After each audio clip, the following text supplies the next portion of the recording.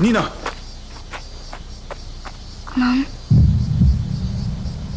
まだ何かあると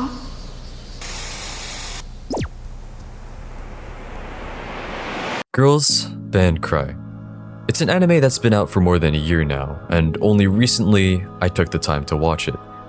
I feel like it was genuinely the perfect timing to watch it nearing the end of the year, where I'm feeling a little more sentimental, reminiscing, and rethinking everything I've gone through.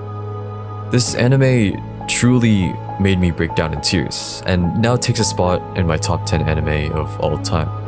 And there's a good reason for that. I'm sure a lot of people who've watched Girls Band Cry in the past know that the general consensus is that this anime is so damn emotionally heart-wrenching. This one episode stood out to me completely and even motivated me to make this video in the first place because it resonated with me in ways that I wouldn't even be comfortable talking about.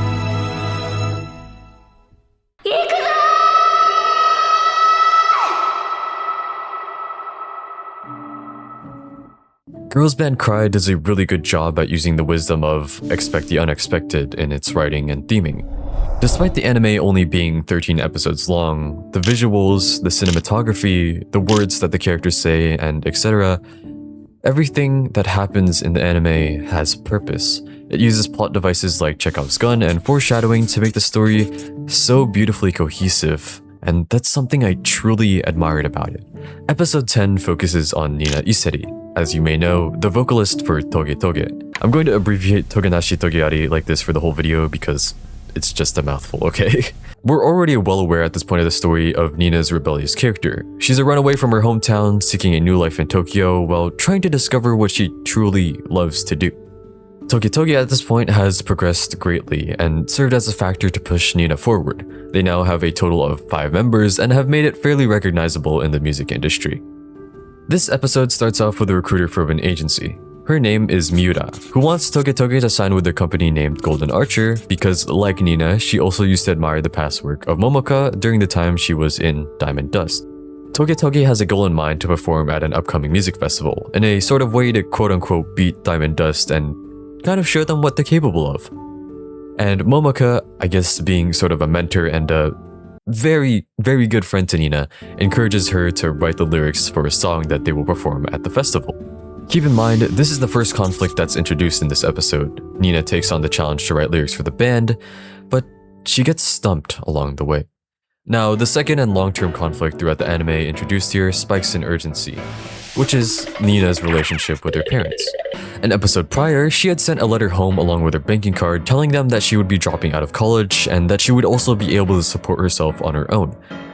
In her previous live performance, she had also recklessly shouted that she would be dropping out of school.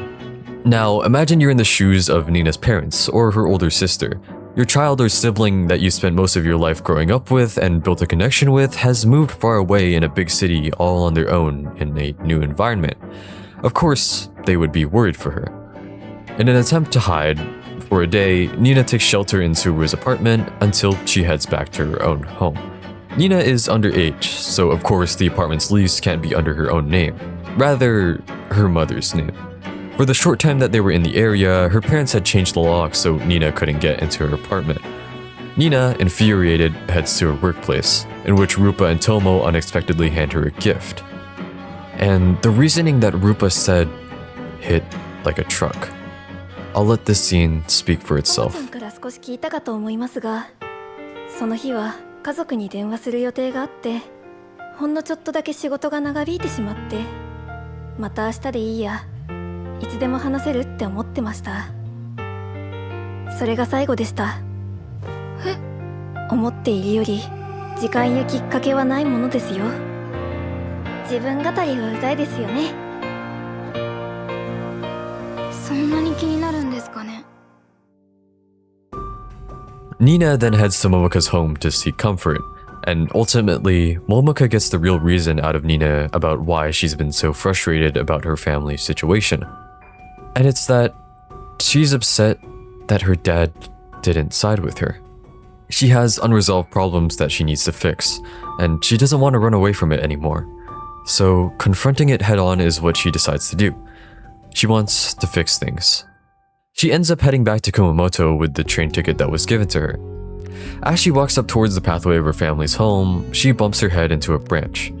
Now, this branch may not be important right now, but remember it for later because it will be key to why this episode is so damn good. As she's about to enter the home, her father unexpectedly approaches behind her. Now, Nina enters the household. There's a really quick cut to the family precepts that her father established, reminding the viewers of the more traditional values that the Iseri family upholds and that she absolutely hated when she was living there. This segues into Nina's confrontation with her family. They're asking about her whereabouts, and of course, it's broken to them that she's in a band. One step from going pro. Her parents are obviously not very understanding of what she really wants to do, so they encourage her to go back to studying. Of course, Nina doesn't take it well. While we're still on this scene, I did want to talk about the symbolism of Nina's red and black aura that appears around her occasionally. I personally think that it's a way to show how Nina's character represents nonconformity and how she's hard stuck to her morals, but also a way to show how deeply her passion runs for the band. You can see it appear a lot of times throughout the anime, but I wanted to mention it again just for context. Although right before the end of their conversation, her father asks her to come with him somewhere tomorrow. The visuals for this next sequence are honestly stunning and carry so much weight to them. Slowly, you can tell that Nina is becoming slightly more skeptical and uncomfortable about her father's intentions. I especially love this one scene where Nina is seeing her past self across from her on the same transit that she took to school.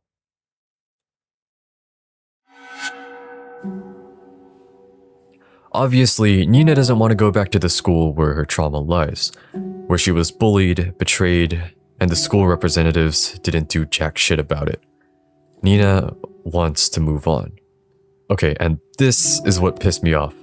The reason that her father brought her there was because the school issued a half-assed letter of apology to Nina, but the school didn't actually recognize it as bullying. Nina's father at least tries to make an attempt to refute the school's claim, but Nina shuts him down anyways because I think she might have thought there was pretty much no point. We then cut to a scene of the other band members a little on edge due to Nina's situation, wondering if she'll come back. Momoka has full confidence that she'll return. She knows she will. Although the next scene with Rupa and Tomo also shows that they've had the same thought in their mind as well. It's a little detail, but that's what the broken coffee cup represents. Their distressed feelings, wondering if she'll return. Going back to Nina, she returns to her parents' home. She's clearly very irritated about today, even ignoring her mother when she's asked about what she wants for dinner. Right after, we get shots of Nina sitting in the former room that she shared with her sister, while also focusing on and getting a better idea of what kind of life she used to live. There's a contrast between these two shots here, a shelf full of possessions and her school uniform, symbolizing home, and her open backpack and train ticket, which shows the adventurous path that she chose for herself. I feel like it does convey some emotional atmosphere, especially since Nina thinks things aren't going well for her right now. Her sister, Suzune, then enters the room and offers her a lap pillow like she did in a previous episode. That last time, that was at her apartment in Tokyo, and Nina gladly laid her head on her lap. But this time, she refuses her offer. It's almost like the current events of what happened at school tainted her vision of what home really meant for her. I believe she took her sister's lap pillow previously because it felt like her sister was the only thing that represented her connection to a family or home while living in Tokyo.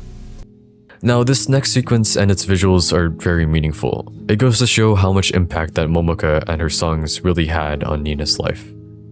All throughout her life, she was told to suppress her feelings. She felt like she had no other choice, but that song pushed her forward. It allowed her to take that leap. Whether she was jumping into the unknown, it didn't matter, because at least she could allow herself to spread her wings and fly. She doesn't want to go back to the ground, somewhere where she feels confined and suppressed. And she says, I might not even have wings, and I might just be imagining that I'm flying, but I love who I am now the most. And I can say that proudly. This is the real me. I'm not crying. You are. And the scene was so damn sweet because I fucking lost it when her sister let a tear out. And again, I want to bring this up. Imagine being in the shoes of Nina's sister, so worried what she's doing with life in a city far away. It must be so nerve-wracking, right? This scene really goes to show how much her sister truly loves and cares about Nina as well.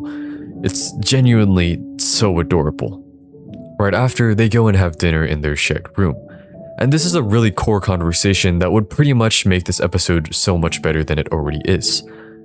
As mentioned before, her father had mostly traditional high expectations for their family. And to mention their family precepts again, they were 1.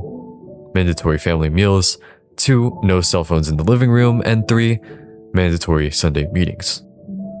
This was likely to increase family interaction and bonding together, but clearly, Nina is a sign that it didn't end up working out in the end. When this is brought up in Nina's conversation with her sister mentioned that it's been weird since Nina left. Her father had actually been doing some drinking the other day, even though he's not typically a drinker. This is really where we get to see the cracks form in this family. It's again brought up in this conversation that reminded that Nina had grown very distant from her father because he's an instructor that tries to educate people by his own ideals and morals. And as a father, obviously, he wants to enforce that philosophy onto his own children. So what is it really worth if he can't educate his own kid? She had undermined his whole philosophy. Her father isn't perfect. He realized that he has flaws too and he wants to make up for them, but he doesn't know how to. These little cracks that we see start to have more meaning because we get to see that their father has truly been worrying about Nina and her well-being. Suzune also tells Nina that their mother also asked Nina's friends, likely Rupa and Tomo, to give the train ticket to her, which she didn't end up finding out about. To put the cherry on top, her sister says, あんたはさ、愛されてるの。あんなだけどお父さんたちは間違いなくあんたのことを愛してる。それだけは忘れないで。い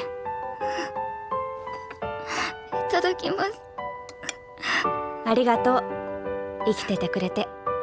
私も愛してるよ、ニナ。辛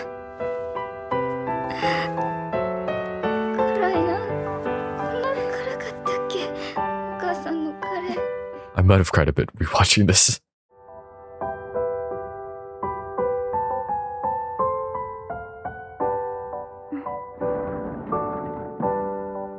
There's actually a really good explanation on Reddit that talks about the deeper meaning of the kanji and the writing styles used here.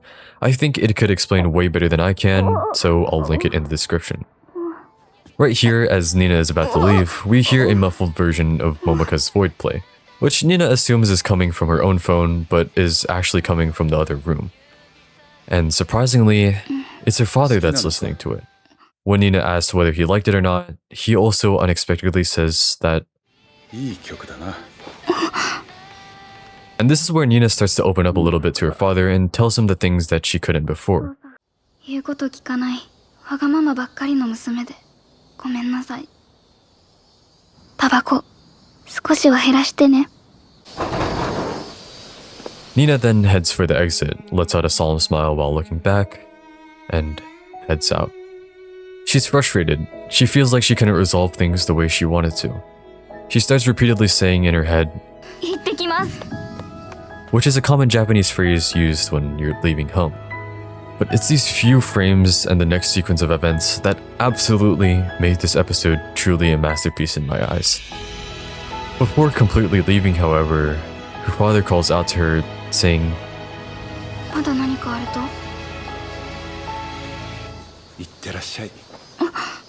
which is also a common phrase used when sending off someone that is leaving. Her frustration starts to fade, and her eyes start to glisten. It truly felt like Nina's family were starting to accept Nina for who she is, and despite all their disagreements, they will truly, truly love her for the person she wants to be. Before leaving back to the station, she leaps into her father's arms, giving him a hug and inviting him to watch their next live show. She does the classic pinky finger flip off and then departs, with her last line being,